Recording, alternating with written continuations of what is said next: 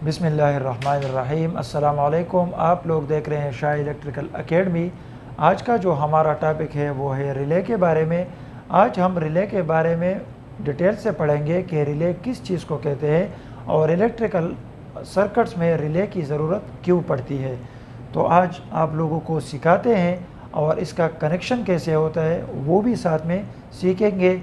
तो अगर अभी तक आप लोगों ने हमारा चैनल सब्सक्राइब नहीं किया तो हमारा चैनल सब्सक्राइब करके बेल आइकन प्रेस करें ताकि हमारे हर आने वाली वीडियो आपको बआसानी मिल सके।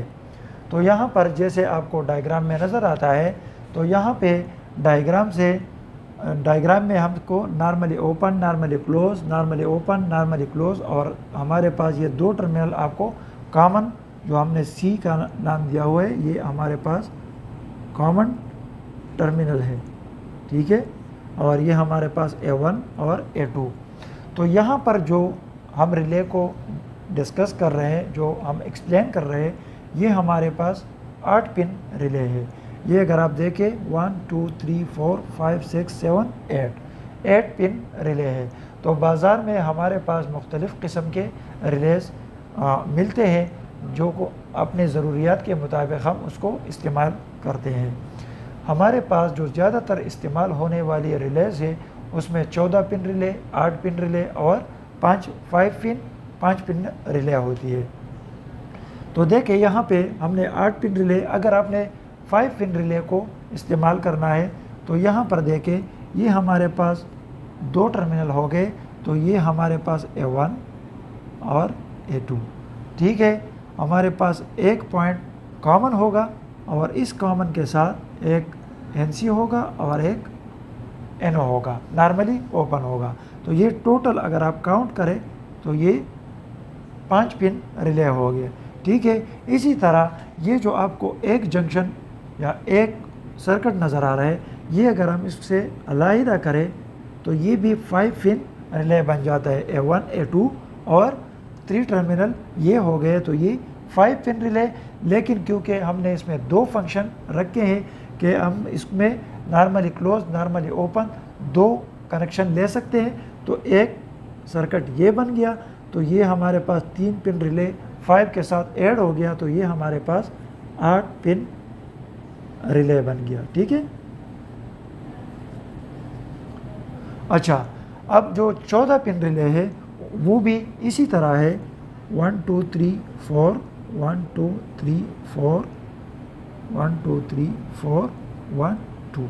अच्छा, अब देखें यहाँ पर एक हमारे पास A2 और दूसरा A1 हो गया, ठीक है। ये हमारा रिले को ऑन करने के लिए हमने इसको सप्लाई देनी होती है A1 और A2 पे।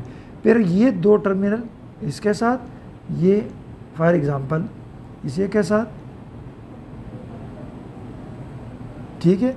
ये जो हमारे पास दो टर्मिनल रह गए ये इसी के साथ और ये टर्मिनल इसी के साथ। ये आप अपना जो क्लैंप मीटर है या जो आपके पास डिजिटल मीटर है उससे भी आप चेक कर सकते हैं कि किस कॉमन पॉइंट से कौन सा NC है और कौन सा NO है। लेकिन इसी के साथ सिर्फ दो टर्मिनल नॉर्मली क्लोज या नॉर्मली ओपन है। तो आप लोगों ने इससे कंफ्यूज नहीं होना कि इस रिले में तो हमारे पास टर्मिनल ज़्यादा है, तो हम इसको कैसे समझेंगे।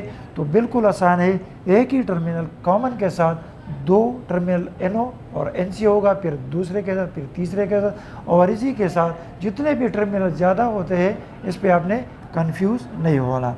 तो ये तो हमारे पास हो गया रिले के अक़साम। अच्छा, अब जो रिले सप्लाई के लिहाज से जो उसके टाइप्स है उसमें हमारे पास 2 टाइप्स होते हैं, AC भी होती है और DC भी, ठीक है। जो AC करंट से चलते हैं या DC से, डायरेक्ट करंट या अल्टरनेटिंग करंट, ठीक है। अब आते हैं डायग्राम की तरफ, इसको थोड़ा समझते हैं ताकि आप लोगों को आसानी से समझ आ जाए, ठीक है।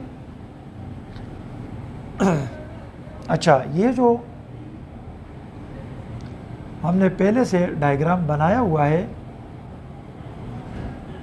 यहाँ पर हमारे पास कॉइल के टर्मिनल ऑलरेडी मौजूद है। जब रिले को हमने ऑन करना होता है तो हमने A1 पर फेज़ और A2 पर हमने न्यूट्रल कनेक्ट करना है।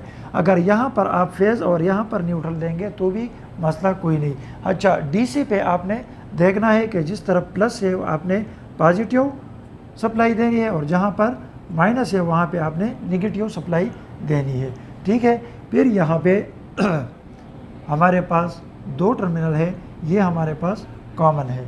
ठीक है, और कॉमन के साथ दो टर्मिनल है, ये हमारे पास नॉर्मली ओपन है, ये नॉर्मली क्लोज है, और यहाँ पे भी दो है, ये नॉर्मली ओपन और ये नॉर्मली क्लोज।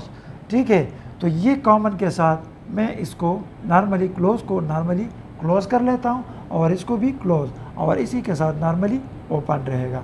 नॉर्मली का मतलब है कि जब इस रिले पे सप्लाई नहीं है, कॉइल पे सप्लाई नहीं मिली, तो इस दौरान ये नॉर्मली क्लोज रहेगा। मतलब अगर आपने यहाँ पे एक लाइट कनेक्ट करा है, यहाँ नॉर्मली क्लोज पे लाइट कनेक्ट की है और वो ऑन है।